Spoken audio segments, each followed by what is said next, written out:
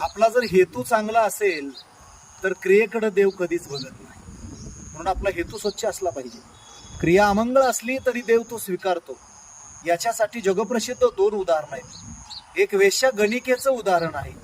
क्रियेच्या दृष्टीनं वेश्यागणिका ही अमंगळ आहे, पण देव तिचा स्वीकार करतो.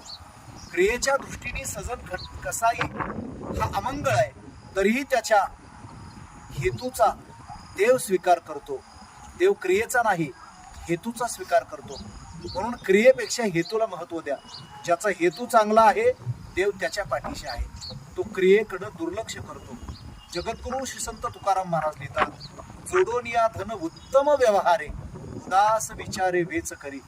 इथं जगद्गुरु तुकोबारांनी जोडून या धन उत्तम व्यवसाय असं नाही लिहिलेलं, तर व्यवहारे लिहिलेलं आहे. म्हणून ज्याचा व्यवहार आहे, शुद्ध ज्याचा भाव झाला, दुरी नाही देव त्याला. व्यवहार चांगला ठेवा, देव आपला साहू.